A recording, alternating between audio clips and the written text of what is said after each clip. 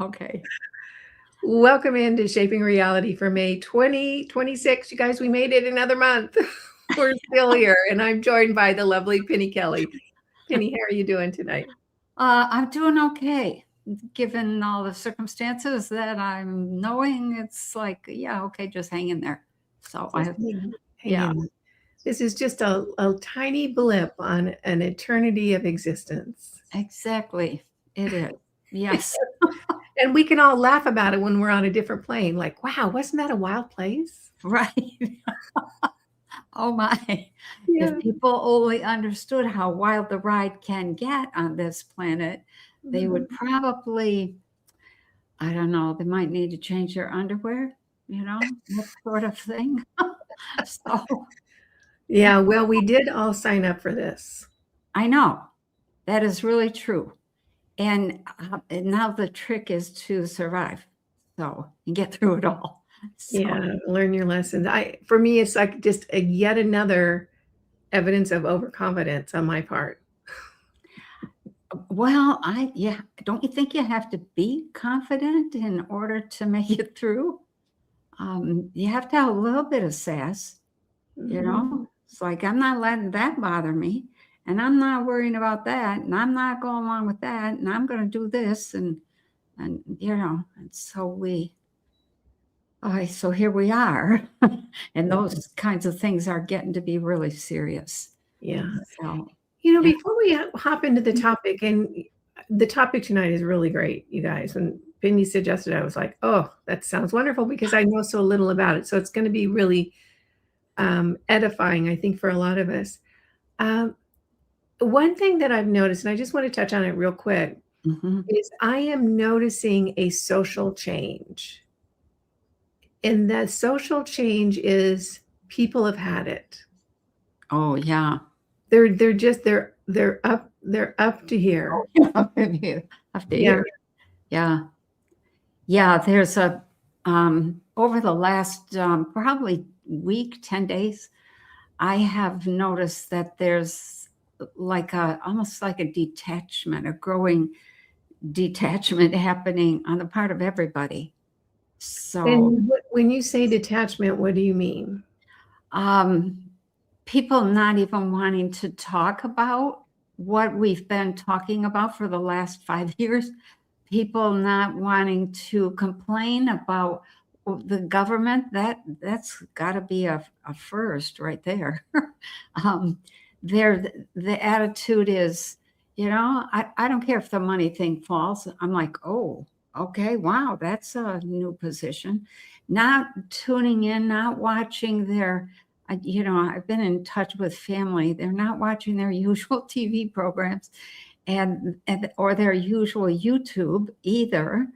There's just something real subtle. And I was wondering if something in my own field has changed, because in the last 2 days, 3 people have said to me, "What's wrong?" And I'm like, "What do you mean, what's wrong? Nothing's wrong. What do you mean, what's wrong?" And they didn't know how to explain what they were picking up. They just said, "Well, you seem different." And I thought, well, that's maybe a good thing. But that to me said, wow, people are really becoming intuitive, tuning into one another. And that was a kind of a surprise. Yeah. Yeah. Yeah. There 2 things come up for me about that. I see myself disengaging from the structures, from the systems, from the government. It's like, I don't even want to hear what those toddlers are doing. But I am more engaged with the people in front of me. Yeah. Right. And then I'm wondering if that what you're talking about is they don't want to talk about it. I'm wondering if that's that space in between a shift. Oh. It's like you're going in a direction and then you're done. And then there's this little space before you shift. Right. I think just the fact that 3 people that know me fairly well have said, what's wrong? I wasn't doing anything differently. I wasn't saying anything differently. But for me, that was like another sign almost that they've withdrawn their attention from their TV and their screens and their newspapers and their, all the propaganda and stuff. And they're really focused on the people around them. And that was, I'm not sure that's the case, but that's how I took it. It's like, oh, wow, people are paying attention. Yeah. Oh, Which I think is good. It is good. It means they're falling out of the programming and yeah. So tonight, Penny would like to talk about planetary karma, which I think is so exciting. And then the cause and effect that is pervasive throughout the universe or multiverse. I don't know. Do we know if it's the multiverse? There are laws. There are cosmic laws, and we call it karma, but it's really the law of action and reaction. When you have a thought, you put a thought out there, I often tell people, your thought is going to impact the entire matrix of frequencies and stuff, the whole cosmos. Now, if it's just you, it's probably not going to be a huge effect. But if you have big emotion behind it, or you keep putting it out there over and over, you're going to end up creating something. And that's just the law. We create stuff, we act, and that action can be a thought or a word or an actual physical action. And there's going to be a reaction. And we often call that karma. So people, they don't really understand karma. And Mary Jo was saying, don't forget to mention dharma. I really don't get what dharma is. And so I thought, okay, let's just add that into the mix. But karma is, a lot of people think of it as punishment.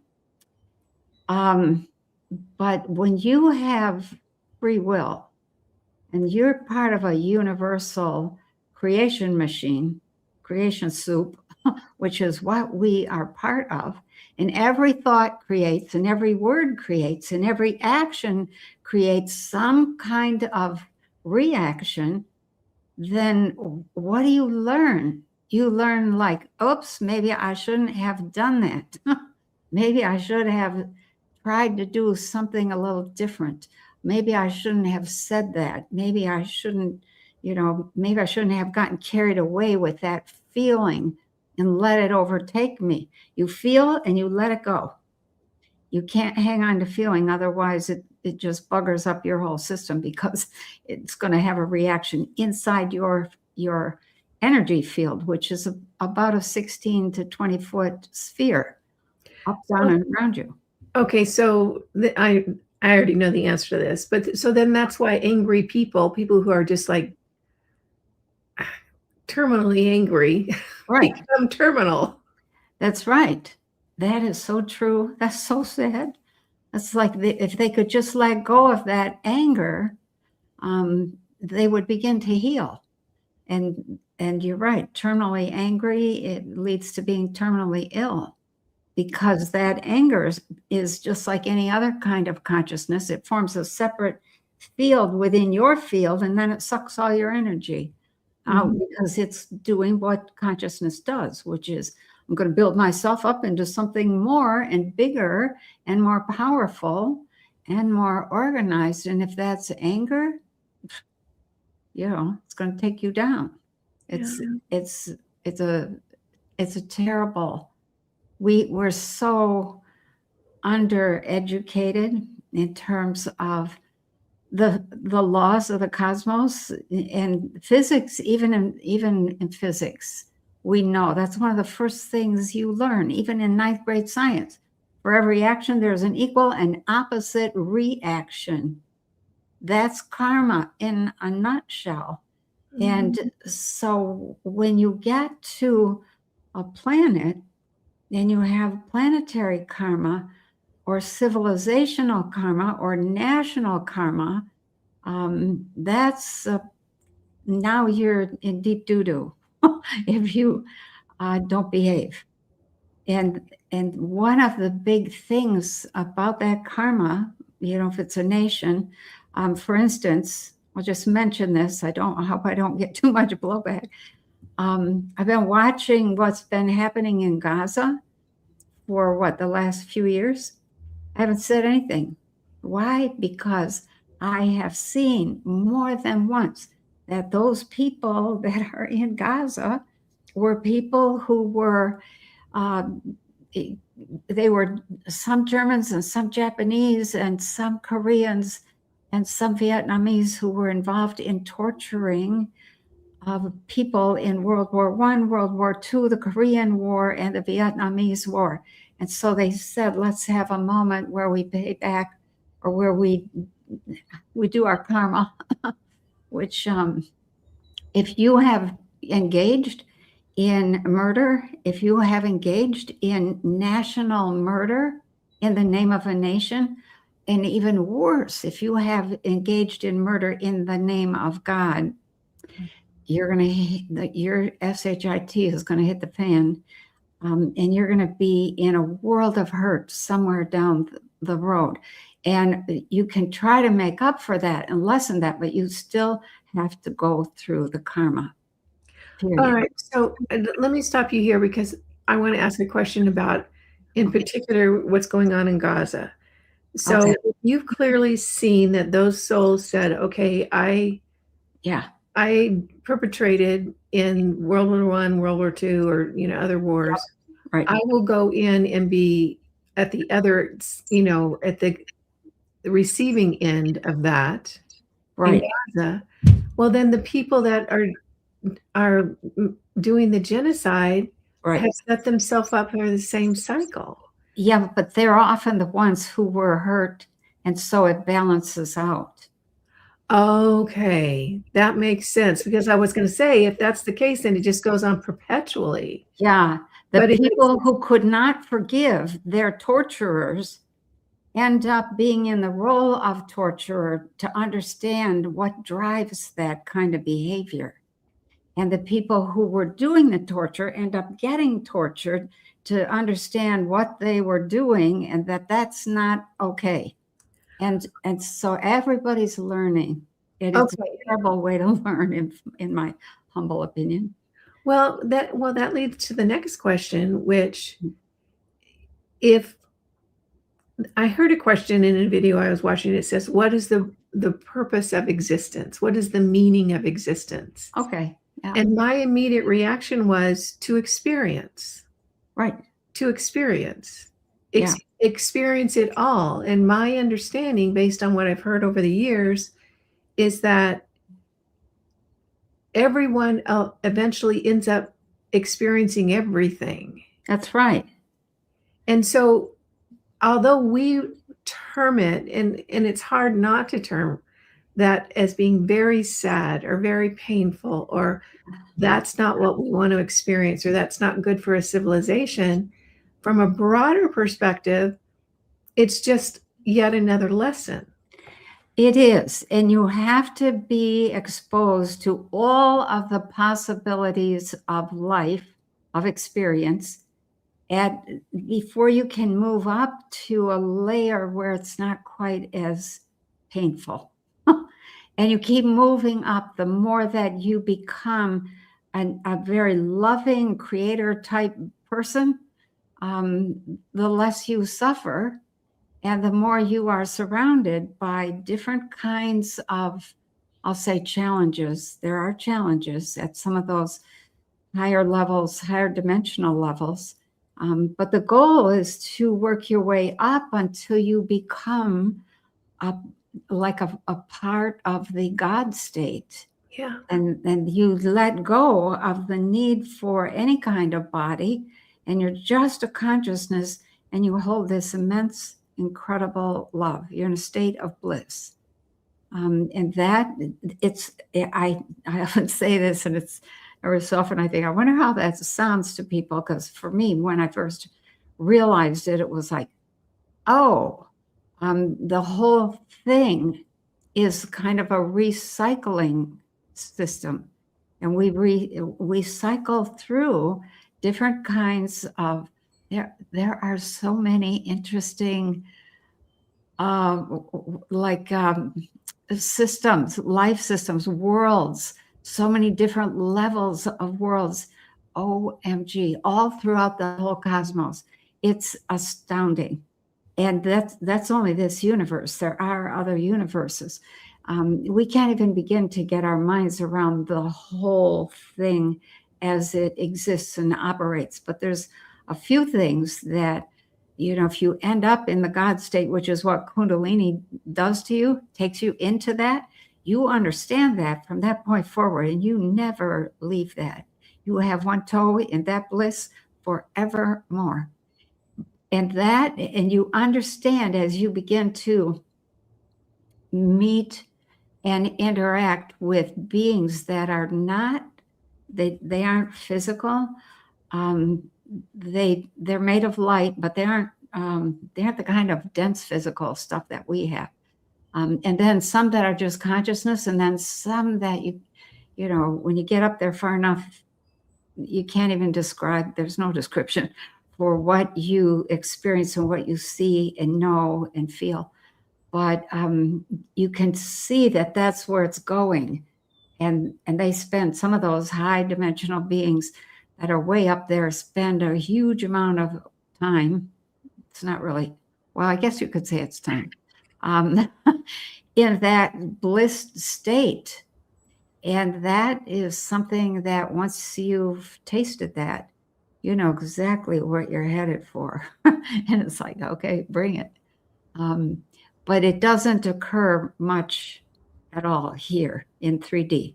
And because we're learning 3D teaches people, you create it, you're going to experience it. Don't create stupidly. Don't create in a dumb way. Don't create evil. Don't create violence, because that is going to come back at you. Everything returns to its source. And that's one of the laws of the universe, is that every thought you've ever had returns to you or stays tied to you. People talk about silver cord, when they're out of body. I have never seen a silver cord the way most people describe it. But what I have seen are these millions of threads that are connected to people's thoughts and past experiences and their past relationships and all the people that they talked with and loved and fought with, and etc. And it's like, sometimes I think the world is just nothing but threads.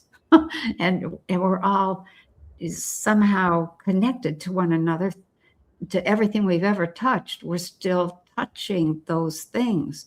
That's plants, animals, people, situations, land, continents, etc. So we need a new understanding of how reality works so that we can work it with some wisdom and some grace and a little bit of maybe a lot of a sense of humor. We need a sense of humor. Well, I would rephrase that. We need to be taught how reality really works, because we were lied to. We've been told a ridiculous story. Yeah.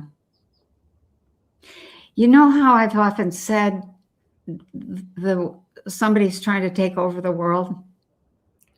Yeah, I think it's several somebodies. Yeah, exactly. If we knew the truth, if we had the truth about our history, I think we would just be stunned about what has taken place right under our noses.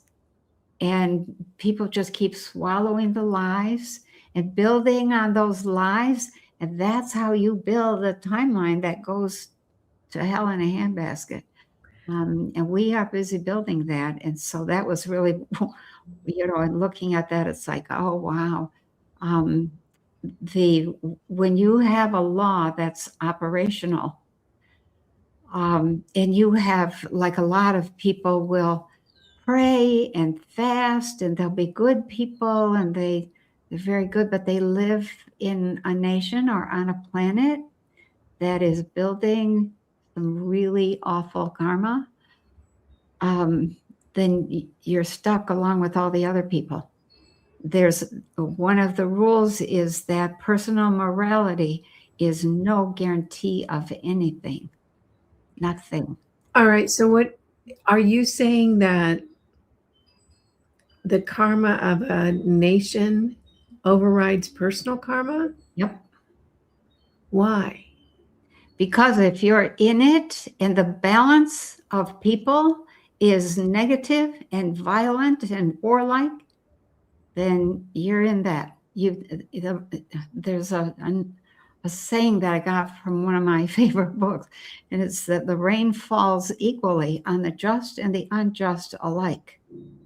And that is the case. When you, when you have a massive planetary reaction happening, massive karma, planetary karma, everybody on the planet is involved. Why? Because even if you tried to stand up and you failed, when you're done, you'll have a better, it's not very much comfort, but you'll have a better standing in terms of being able to recover and keep going in your own evolution than the people who didn't have a clue and just kept fighting, and vengeance was their way, and war was their way, and terrorism and torture and greed and fraud and all of that. That's all that makes for terrible planetary karma. Okay. And you just described the United States. I know. I'm sorry. And not just the United States, the whole planet. We have just in the last couple of years succumbed to this stupid, ridiculous, awful idea that we need to be on top. And everybody's fighting to be on top, to be the one in charge, to have the biggest economy. Those things are irrelevant. And when you're doing things like war, the war was what tipped the balance. We started to tip the balance with the October 7th thing in Israel because, well, I won't say, it looks like Israel set that up to, so they'd have an excuse. Gee, you think? Yeah. Yeah, I've seen that many times, but I hesitate to say it because the people, everybody is suffering. And so I don't want to make it any worse, but we have to be honest about what caused what and who did what. And that started to tip the balance. And I thought, we're going to be okay because Trump has said, no, we're not going to war. I'll never take you to war. That isn't something I would do. And then I don't know what the heck happened, but, here we are at war with Iran, and an unprovoked war on top of that. So that, as of February 28th, I think, when we attacked them, that at that point I started watching the wheel. It's called the karmic wheel. And I have this little meter that I have constructed in my own consciousness. I was like, oh, wow, this is not good. And then I thought, okay, it's going to be over soon. And then it's not over yet. And when I look ahead, we're still fighting. A year or two from now, it's like, oh, we are toast. Planetary karma is going to come back. We had a delay. Remember Edgar Casey's prediction that in the 1990s, there would be some earth changes, and that those earth changes didn't quite happen. Why? Because we were starting to wake up, and we got the benefit of the doubt. And that, even though there was a lot of corruption, and the entire planet operates on child trafficking. That's our main business, period. Unfortunately, that was bad enough. but there were enough good people to outweigh that. After, after we started the war, I mean, it was bad when Russia attacked Ukraine. It was actually, they were provoked into doing that. It was bad for the provoking. It's just gone down. It's gone down. Okay. Down. I want to push back on this, or maybe clarify or try to understand Okay. what you're saying. Mm. And you probably inadvertently hit on something that has been really front and center for me, which has to do with what I was talking about when we first opened. And from my perspective, not a political person, I don't watch strategy like you do. I don't have the vocabulary to understand it, the actions and reactions. Yeah. However, what I do see is, from my perspective, I see a small group of people, and they're not one group, but they're fighting each other. And in my mind, they are narcissistic, psychopathic control freaks who think nothing on this planet is more important than power and money. Yeah, right. And which is why I've completely almost disengaged from the whole thing, because I feel like it's going to crash and burn in such a big way, because people, us, Yeah. that's not what floats our boats. We're not motivated. I'm not motivated in that way. Most people are not motivated. They're not going to spend all their time and energy trying to be, excuse me, everybody, the biggest swinging dick in the room. Right. They're just not. That's not, they want to hang with their families and their friends and go hunting or fishing or water skiing and enjoy life and just have a fun time on the planet. Right. And these wackos, yeah, they are battling it out with no regard for the population who they say they're representing, which they're not. No, they're not.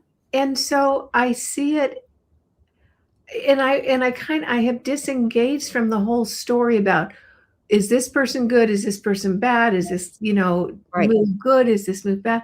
Because it's meaningless to me. It's stupid. And I wonder, okay, here's an analogy. It's almost as though we're at a big party and a whole bunch of drunk fools have taken over the dance floor and are just flopping around, making a mess, throwing drinks, side smacking each other, making fools of themselves, and everybody's backed away really quietly. Yeah. And are just looking at them.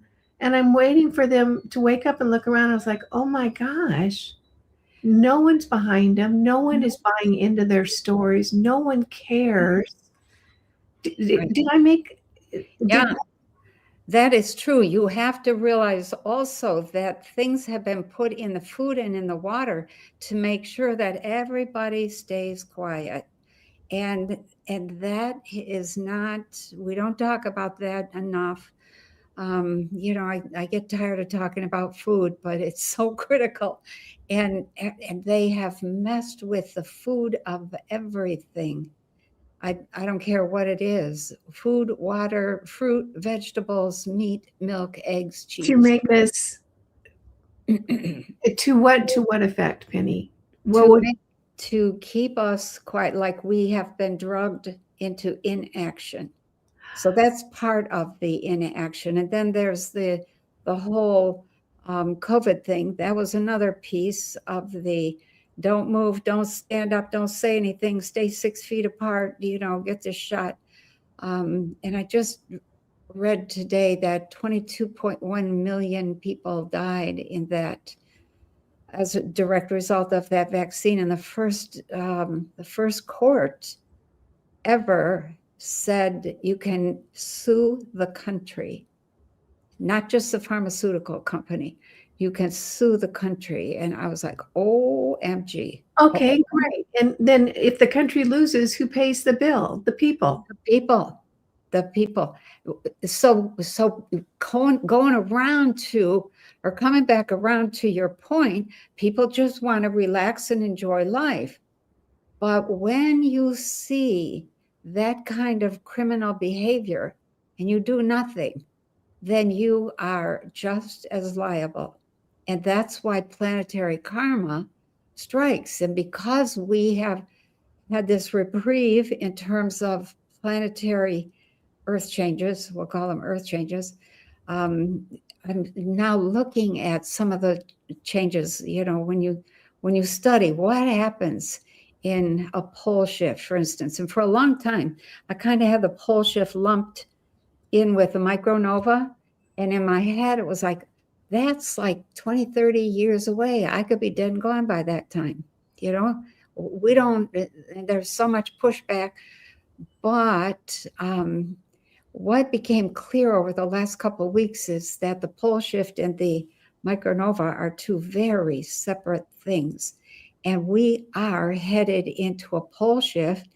And the half dozen or dozen signs, we've, if you say there's 10 signs, we're at like 9. Okay, so explain, does the earth actually rotate? Yeah, it does. So the oceans slosh over. There's so much that we don't know that it's hard to predict. What we do know is that these are the signs that occur, and when you get to when you get to the end of those signs, instead of it being like 20 years, because the signs start like 20, 30, 50 years in advance, and they increase. The whole thing increases, and then you get to the last, I don't know, 2, 3 signs, and now you're talking about it's months away, and then weeks away, and then days away. Yeah. And so we're like, oh.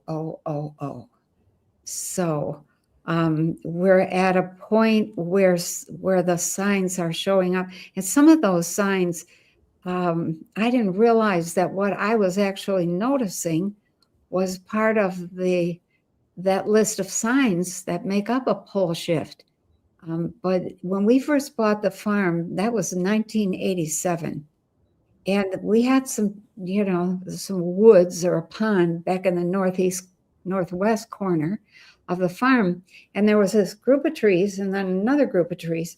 And in the summer, the sun went down right between those two groups of trees. And so you could see the sun going down much longer than you could if it had gone down behind the trees.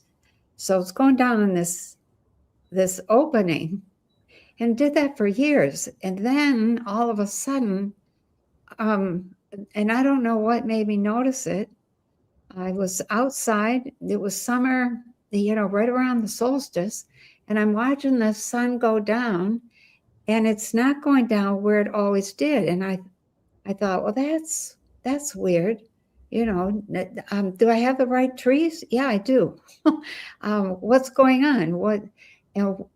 And after that, I happened to find a bunch of things on the internet of Inuit people and a few other indigenous people who live way up at the Arctic Circle. And they said, something is very wrong because the sun is not coming up where it used to come up, and it's not going down where it used to go down. And then I noticed our house is situated so that on March 20th, when the sun came up on the first day of spring, it didn't quite go straight in to the windows and through the house. It came in at a little bit of an angle, and maybe 5, 6, 7 days later, it would come straight in. And all of a sudden, it's coming straight in. And I was like, oh, wow. And it would light up the other end of the house. And it's 100 feet to go through 1, 2, 3, 4 rooms. And I thought, that's weird. That never did that before. That's a little bit early. Did I have it wrong? So, so those were the first couple things that I noticed, was that the sun was different, and then it was a different color, and it went from yellow to white. And so those are some of the signs, but there are other signs that are much more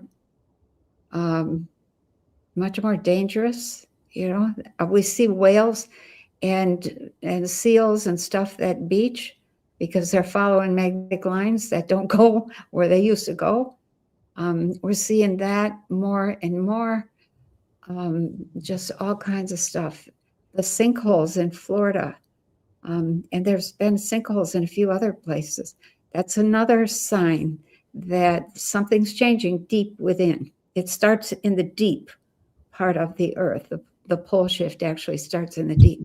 And then all the uproar with the moving of the North Pole, it's moving now. I think it was 34 kilometers or miles in 1 year. It used to go like a half a mile every decade. Now it's going like 30, 40 miles a year, and it's headed toward somewhere in the South Pacific. That'll be the new North Pole. And there's a huge magnetic anomaly forming right there where that pole is going to end up. And so, you know, this week, it was like, uh-oh. I saw something this morning that just really turned my world upside down. I was like, oh, wow. One of the signs is that the atmosphere does this weird, it doesn't, I don't even know how to describe it. The atmosphere doesn't stay like one solid piece. It starts breaking up into sections. And when it does that, things appear to be out of kilter, like light is refracting differently and things are not where they appear to be. And there was a report this morning that said, you know, well, we had this change in the Schumann resonance, and it looks like the gal who was describing it said, it looks like there's been a split in the atmosphere and in the frequencies, and the sky has split, and my hair stood up. I was like, oh my gosh, because that kind of weird phenomena begins to happen more and more often until it becomes almost constant. And then there's a few other signs. I'm not sure what they are, but when it gets to that point where it starts, the atmosphere doesn't refract light correctly, we're getting close. We're getting really close. So I was just like, oh, wow. So then that triggered the whole thing about it. And we have all this planetary crap happening. We need to be paying attention to karma. And there's just the signs at this point are the whole planet would have to come together to be able to shift that karma at this point. And it wouldn't shift it maybe all the way, because a pole shift is a natural thing. But a lot more people would be able to survive. And the cultures are the magic thing that makes life so wonderful. All that stuff you were talking about doing, you know, music, dance, talking with one another, going out to eat, having a cup of tea with one another, you know, growing your flowers or whatever. That's part of the culture, and that's what we would want to preserve at all costs. Yes, as many lives as possible, but certainly some sort of civilization we would want to save. And that's, I think we might have a couple years left, but in 2020, I was looking ahead, this was 10 years ago, and in 2027, when I was looking at 2027, everybody was looking up at the sky going, what the hell is happening? And that is not, you know, we're getting closer to 2027. So I'm looking at all that and thinking, okay, are we ready for anything? Or are we still caught up in Democrats versus Republicans, liberal versus conservative, all that stupid stuff that doesn't really mean anything. It's just a way of keeping people divided. And I don't know how we're going to get past that. It feels like being just a person on this planet, not one of the psychopaths. It's like trying to play whack-a-mole. It is. Yeah. There are so many blatant issues, huge issues. I know. I mean, if eating babies isn't enough to stop the wheels from turning, what is? Yeah. If the fact that we thought we were voting and it counted, I mean, the list goes on. And then the whole COVID thing, 22 million people, is that what you said? 22.1 million people directly. And people are still, sitting in the drive-thru at Starbucks, I know. Yeah. Do you attribute, okay, so do you attribute the passivity of, let's just talk about the US, because I think that we are poisoned more than most countries. Yep, that is, I think, very true. Europe, not far behind, but the US, the big goal was to take down the US, and they're succeeding. Well, they're succeeding, yeah. And Max Lowen, who I do a show with, she says the reason that they're poisoning the US so much more than other countries is because we're kind of the John Wayne of the world. Yes. So they really needed to dumb us down. Right. So how much of the passivity would you attribute to us being chemically poisoned to develop apathy or a lack of action? Or how much would you attribute to that? And how much would you attribute to the fact that there's just, where do you start? Yeah. There's so many issues. I mean, everybody within the COVID thing is still walking around, Okay, and the one that got me, and this is my 2 cents, you guys. Go ahead. Larry Fink, who was instrumental in orchestrating the whole financial thing in 2008. Mm-hmm. Devastated the middle class in America. People lost their homes, their businesses. It was horrific. He walked away with billions. Yep. Now he's running BlackRock. Yep. Strip mining the middle class again. I mean, I don't think he spent 5 minutes in the last 40 years thinking about what is the best and highest good for humanity. And no, I don't think that's how he runs. And yet, who does Trump take to China with him? Larry Fink. Yeah. So we are witness to people who absolutely criminally devastate our economy being treated to red carpet treatment and state dinners. How do you get out of bed and feel like you can make an impact with that? I don't think a lot of people can. I think we're at a point where we're just like you said, we're getting beyond the exciting drama. I'm starting to see, I guess if you live long enough, you start to see repeats. And so when I first was, dealing with all the psychic abilities and struggling so badly, I read everything, ancient esoteric literature, new age stuff was just coming on. It was considered very weird. I read it all. I listened to it all. I tried it all.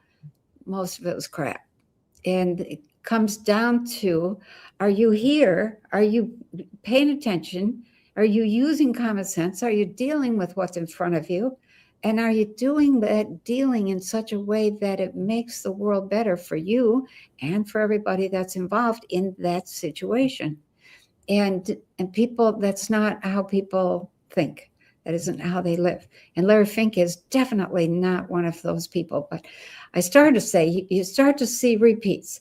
So I go along, 30 years worth of reading everything that has to do with New Age, metaphysical, you name it. And all of a sudden I start to see new versions of the same information. And it's like, I might as well quit reading. I've already read all that. I already know all that. I already do all that. Most of that is garbage.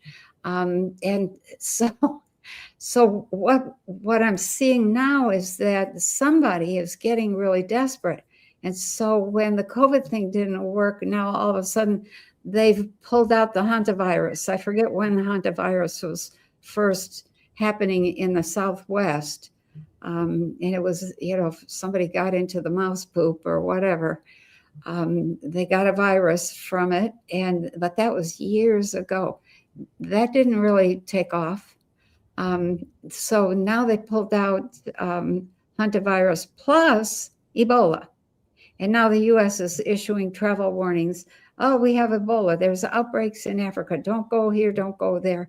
And I'm like, oh, yeah, you guys you're running out of ideas. You're pulling out the old stuff. There is some of that. And and Larry Fink and all those guys who went to China, it just looked like such a paltry effort to try to make an impression. I was not impressed at all. I kind of felt sorry for all of them. And there's just no way to get past that. And I often think that the Make America Great Again thing was a wonderful inspiration on the part of Trump for people to kind of get on board and say, yeah, we can make things right. But the people's version of make things right and Trump's version of make things right, I think are vastly different. And that just, I just hate to say it. I don't think it's going to fly. I don't think it's going to last much longer. I'll give it 3 months at the most, 90 days. So I think it's already July, August. Yeah, something is going to not go well. As soon as we get past the birthday, the July 4th birthday of the U.S., it's like, okay, we made it to 250 and then we dropped dead the next 2 weeks after. So, and hopefully, we will be smart enough to be able to hang on or be prepared enough to hang on to some of what is the big lesson of the U.S.? It's governing the self, period. That's the whole thing behind the U.S. That is such a huge step in the evolution of any human being, period, to take responsibility for governing the self. That leads to your own power. And that, of course, is what they haven't wanted us to understand. And there's been a huge effort to make sure that we did not make that evolutionary step. Huge effort. The destruction, we've already had the Great Reset. That happened at the end of the 1800s and the beginning of the 1900s. And the U.S. was just the last target in that Great Reset thing. And so the gutting of the middle class was absolutely necessary, because when you have a middle class, they are pretty powerful. Otherwise, you just have, the king and the, the low, and it's not low lives, the poor people. And they have no power, no money. The servants. What's that? The servants. The king and the servants. Yeah, that's kind of how it goes. But the goal with the big experiment with the U.S. was to step into taking responsibility for governing yourself. And they did a fair to middling job. They didn't set up a king, but we've got now, lawyers and presidents and cabinet members and all that, senators and representatives, those are kind of like kings and the members of the court. So, See, I think that the level of deception in the US was probably higher than any country on this planet. oh yeah, As why we were being told that this is the land of the free, we were in fact more enslaved yeah, than almost any country because we have worked so hard as a nation. We've right. been so incredibly productive and innovative, I know. and it's all been stolen. It has been or destroyed. We had a huge inheritance that was coming. When I was in the 6th grade, I went to a little Catholic school, a little tiny, poor Catholic school, and we were in this drafty old building in the basement. And I remember in the 6th grade, we had these awful history books.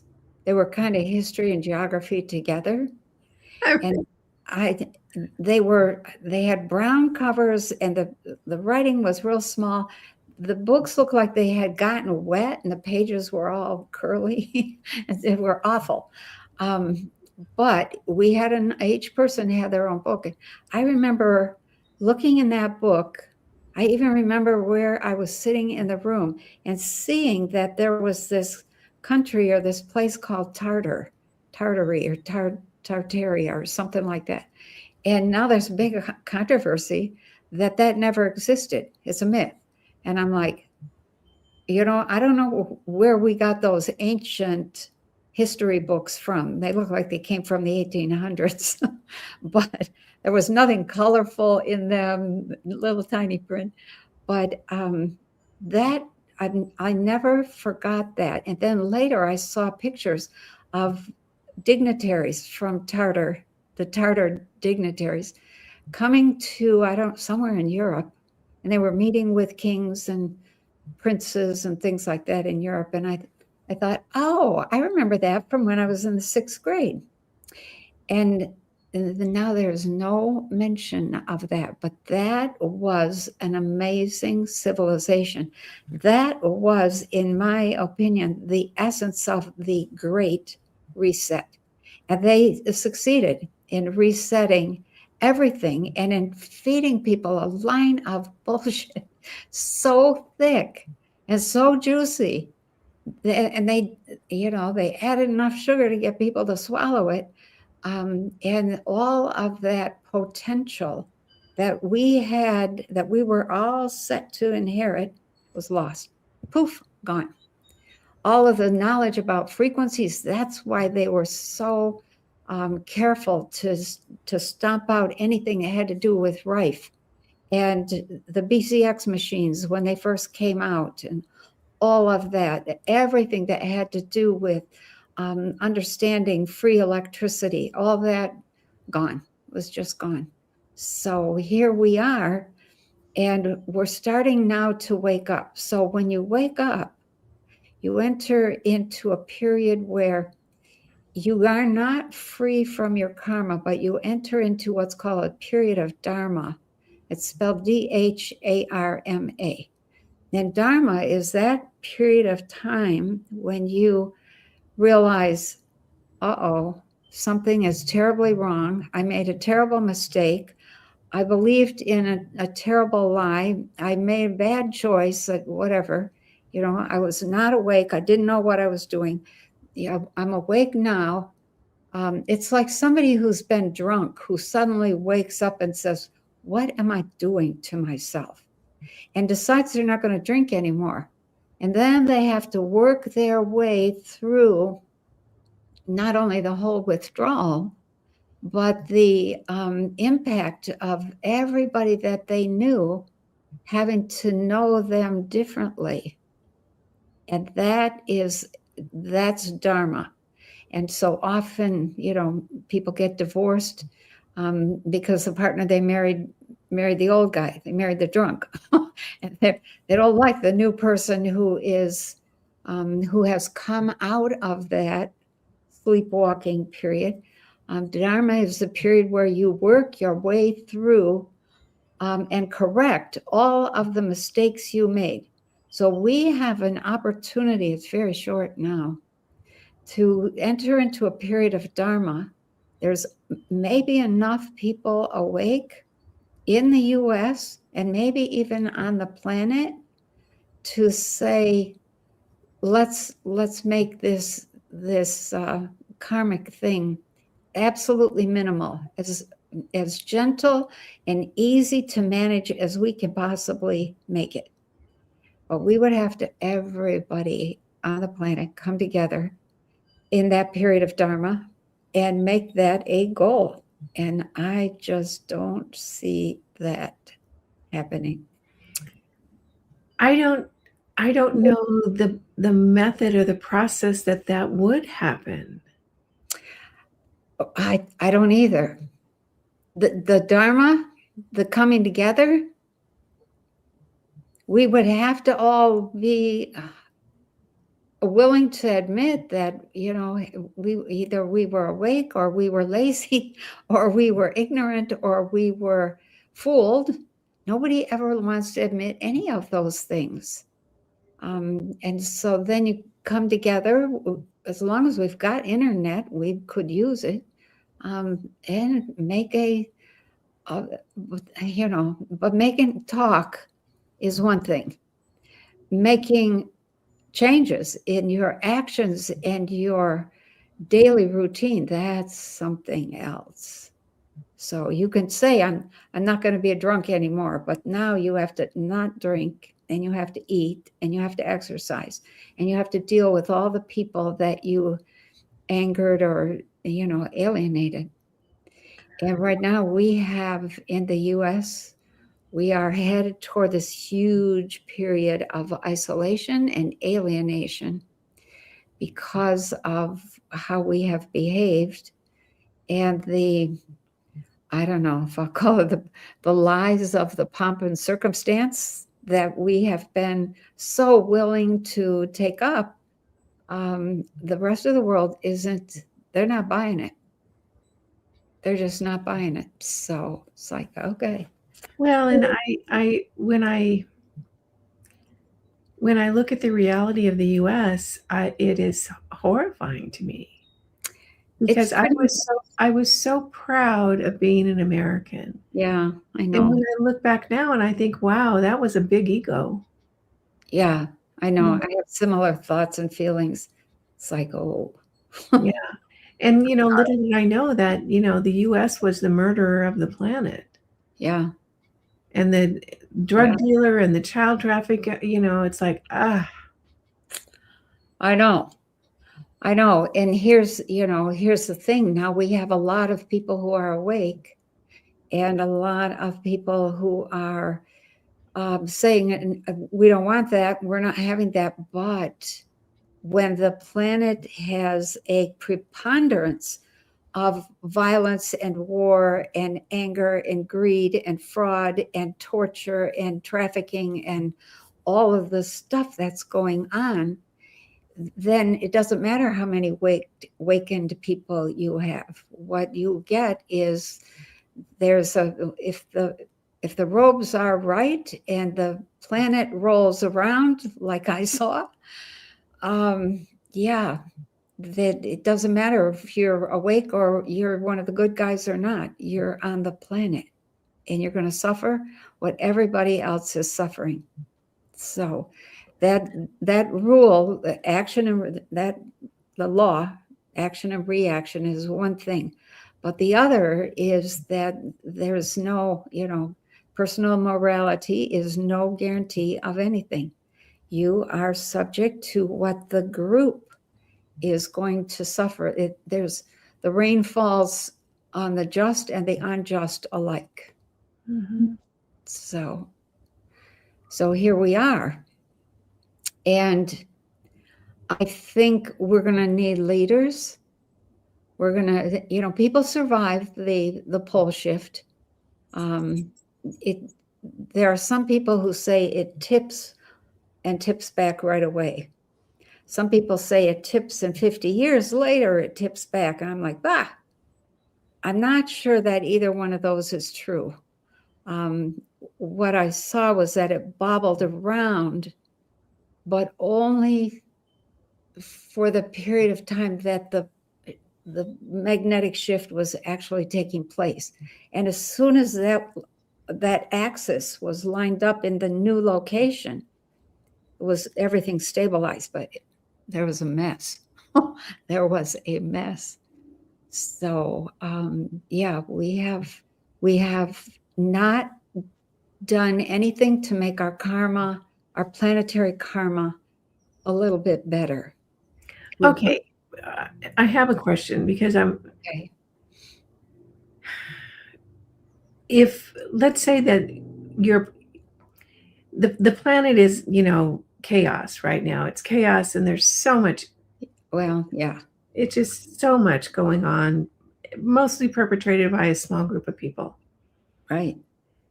If a person makes a decision that they're going to manage their life in a way that they're going to be loving and kind and ethical and moral, Yep. because that's what they can manage. That's what they Yep. can impact.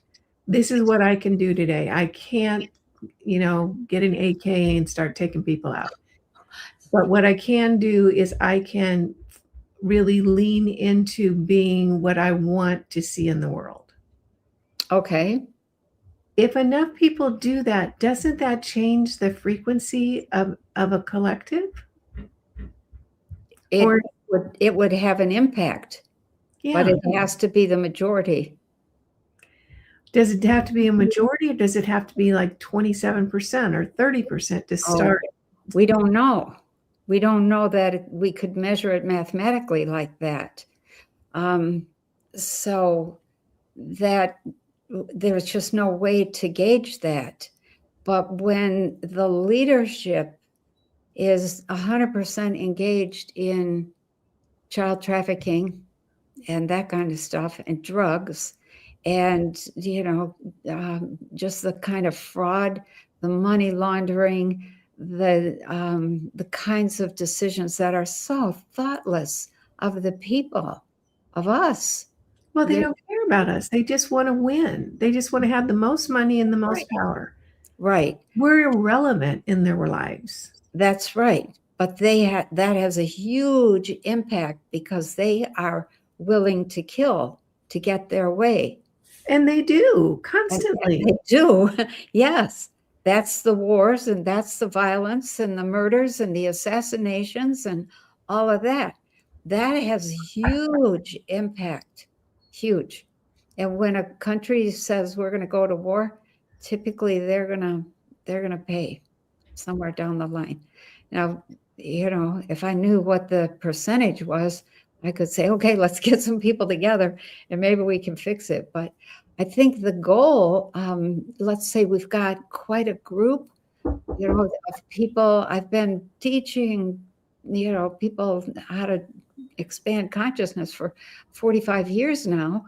The goal has been to have them be able to survive, to be present enough to listen to the warnings, to listen to, the difficulties, to make it through all that stuff that the little men in brown robes showed me. From the very first thing they showed me was the planet rolling around. And then the collapse of the country, the breakup of the U.S., the starvation. That was harder to watch than anything, I think, from my point of view. The famine that occurred, the people who just gave up. Hopefully, like people like you and myself and others have at least done a little bit of preparation. The most important preparation you can make is mental and emotional. You have to have a will to live. And that's to some extent spiritual as well. And a little bit of physical preparation. And that makes a huge difference. So, not everybody is, I remember looking at the oceans and thinking, oh dear, that's all the coastlines were different. I think now that when I really think about it, I think without them ever saying it, naming it, that's what they were showing me was that pole shift, because it just bobbled around a little bit, but it was enough to make a huge mess of every coastline. So, that was just one of those things that was so shocking. It was like, oh my gosh. That really says, if that is something, they said the earth has to heal herself. You do not understand the nature of a planet. You barely understand the nature of yourselves or plants or animals, let alone stars and planets. And here we are, 45 years later, and we still don't know very much about how does a planet behave in the course of her life. So, I think, there's no way to gauge. But if you can be present and be ready to work through all the different mental, emotional, spiritual challenges, the physical people will work together. If you don't have the mental, emotional, spiritual, nobody can hold you up. If you need some food, maybe somebody could give you something to eat. Or you could grow something or figure out how to eat.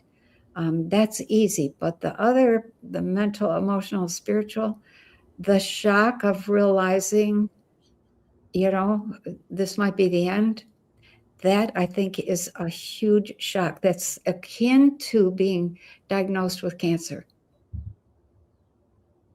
There's this, like, I don't know what to say. When somebody gets that diagnosis, everybody reacts with a shock. Denial is usually the first thing. And then, it goes on from there. Why me? And then you bargain. And then finally you try to do something about it if it's not too late. That's the same thing that we are going to go through. And I think it's important that we understand that. And understand that just because you are awake and are being good and are being kind, doesn't mean that we aren't going to go through some serious stuff. All right. So what comes up for me is attachment. Okay. Yeah. Attachment to this particular incarnation. Oh, I understand. How Yeah. How attached, it's on to the next, it's on to the next, it's on to the next. Mm-hmm. So I'm wondering if. But what if the next is the next version of the earth, of the reality, of our world, of our civilization? Could you build that? I find that kind of exciting, and I'll tell you why. I do too. Because let's say something happens and I get wiped out. My body takes a hit and okay, I get to reincarnate back here if I choose to. Yeah. Or 1,001 different choices. Yeah. Millions of different choices. In my mind, that experience would really change the dynamic on the planet. It would. I don't know, other than, and I've been thinking, how do we get out of this? How do we get these wackadoodles, out of positions of power? Because they've used our money to build a police force in every city so that they can physically restrain us, to build military. So in other words, we have worked all our lives, good little workers, Yep, to build our own prison. That's so true. And I'm thinking, all right, and so now I'm going to be a little blunt, you guys. So if you don't want blunt, you're not going to like this. Okay. So I'm thinking it's going to take people who do not care anymore, with some really high-powered devices, to start just taking these people out, which is going to scare the bejesus out of the rest of them, and they're going to go underground, or they're going to go off a planet or something like that. That's the only way I think that I've thought of is how this is going to change, because we can't vote our way out of this. No, you can't. I mean, this prison we're in that's been constructed around us is how are we going to get out of it other than just start taking these people out? And they're just the puppets. I know. But who the real controllers are going to have a hard time throwing people in to replace the ones that, we decide need to go onto their next incarnation. So, it's like, I think the way they're going to be taken out is through the pole shift. well, see, that's it. And then all of a sudden, those that are left are going to go, oh my gosh, we're going to do it different next time. We've learned what happens when you do this. And I feel like that's the lesson. This is what happens. I think that's why when we talk about the new earth, literally everything would be different if there were a pole shift. And the fact that we're moving toward or moving through the signs, I don't have all the signs lined up in my mind, but I know there's at least 10, and that we're almost at the end of the list. And that means when, that the main body of changes has already happened, and we're in the last few years, 2 or 3, 4, maybe at the most. It's yeah. And I think of it this way. Look at all the work that's been done to dig underground cities. And with the assumption that we're just going to go underground and we're going to pop up and we're going to run the world once this whole thing is over. I think they have known for a very long time that this is coming, and that this is, I think they've known since, I'm going to say probably the beginning of the 1900s, that there is a pole shift that is regular and happens regularly. I think that was reinforced by the contact with UFOs in the 1940s and 50s, or alien people from elsewhere who have a much broader view than we have been allowed to have. But look where they have built their underground city. It's under Colorado. What's Colorado? It's high ground. It's where everybody would go if we. There's a lot in Hawaii too, or not underground, but definitely like Zuckerberg has hundreds of acres, and New Zealand, yeah, that's another place they're building bunkers. They're looking to build in the mountains and then pop out. And I just don't see that that's a very good plan. I don't see it. And I just don't think the assumption, if you're going to build that kind of bunker or an underground city, is that everything is going to, you just have to weather a storm. And then you're going to come out and everything will be normal. But it's not normal when you don't have any satellites anymore. You don't have any communication grid. You don't have any food supply chains operational. When everything needs to be rebuilt, I don't think they're being very smart at all. So we have some options to learn to, I think, be closer to Mother Nature and use consciousness. Those are the first tools.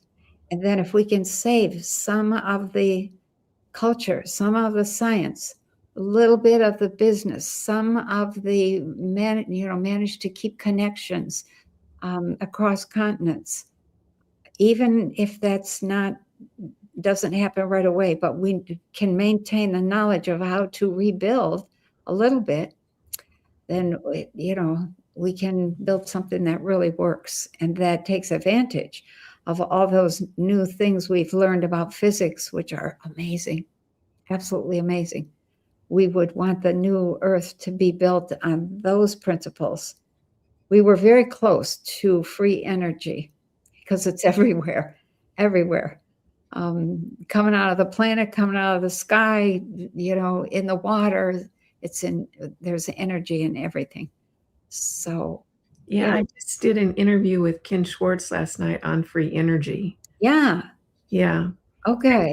Saying that it's going to, that China, you probably already know this because you seem to be up on China, just put together like 1 point something billion into free energy technology in Taiwan. So he thinks it's going to come out of China and Taiwan because the government is funding it there, where our government is unaliving people that come up with it here. Yeah, unaliving. Yeah, some of the new technologies coming out of China are just astounding. Oh my gosh, they have figured out how to use lasers to produce free energy. So, out of thin air. Mm-hmm. So, it'll take a little bit of time to engineer that. The knowledge, they're already engineering it. They figured out how to do it. So it isn't just theory. It's not theoretical anymore. And I'm just like, oh my God, that is so wonderful. Apparently there is a stove that is a free energy stove that is available for purchase. I heard Jay Widener and Ken Schwartz talking about it. Oh, I'll really? send the link if I'm going to get the link from Ken.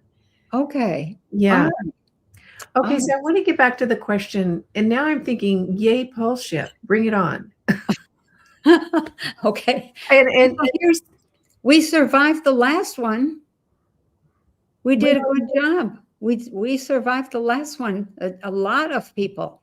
It's inconvenient. It's a little bit scary for people, and the people who are on the coastline moved away up into the hills, and yeah, a lot of people survived.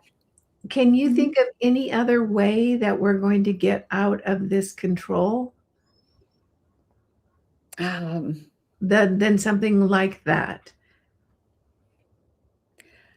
Not off the top of my head. I could be outrageous and say, maybe God would strike them dead like they did some of the Egyptians, or maybe some UFOs would come but they're not going to attack because they know better. They know what karma is. Yeah. They don't want any part of that. It's up to us. Coming together, maybe like we've talked in the past, everybody comes together, sits down in their house and sits there for the whole week. Plays I cards. would love that. I would love that. Yeah. Gets on the phone, visits with their, family that they never have time for. How are you doing? With the neighbors? Yeah, right. Exactly. And just do not participate in that system. It would come down. It would. They might freak out. They might not know how to respond. They might not know where would we go to make somebody conform, and they wouldn't be able to. They wouldn't be able to. So, if we just had a taste of our own power, I think it would be enough for people to go, "Oh my God, what have we've been walking in our sleep? What have we settled for?" Yeah, right. Yeah, we don't. I think let me go back to the planetary karma thing for a moment, or national karma. We're all part of the U.S., so we're going to share in the U.S. karma that's coming. Okay, that is because we're such an isolated country. We got oceans on both sides of us, and only a little bit of the interference from the north and almost none from the south. Well, not anymore anyway. So it would be very easy for some karma to happen just in the U.S. Mm-hmm. Just in the U.S. It would shake up, Canada maybe a little bit. But yeah, so we're in it. We just need to prepare for those who have a good heart and a good soul and some sort of loving consciousness. Yeah, just hold that. Keep your eyes open and watch for the signs of what is happening and get ready to handle that. Period. Yeah. It's really the only way. Mm. You know, one of the things I think about, Penny, and I'm hoping I can hold on to it in the moment, Wow. is when it's my time to cycle out, Yeah. I want to make sure that I have an attitude of excited adventure. I know. Woohoo! Yeah, What's because I that? really, you know, you've said where you're at when you Yeah. cycle out, that's, you know, that's what you That want has to a create. huge impact because once you're out of the body, your whole psyche changes Mhm. and it becomes very dreamlike. If you don't have a practice of understanding and holding yourself, using your left brain in a very powerful and very focused way out of the body, then yeah, it can be a little difficult to navigate. So yeah. Well, any last words today now that I'm rooting for the pole shift? Okay. Well, what could I say for last words? Oh my. Well, let me see. Did I say everything that? Yeah, I guess I did. Okay. There's really not much left to say except people do a little bit of physical preparation, but by God, treat it like, okay, I've just been told that, that something massive is coming. It's going to disrupt my whole life. Start to really feel that, experience that. It'll take you down for a day or two, but the process of working your way through is worth its weight in gold. Every second is worth a pound of gold. That every second that you spend thinking, how would I prepare? What would I do? What do I need?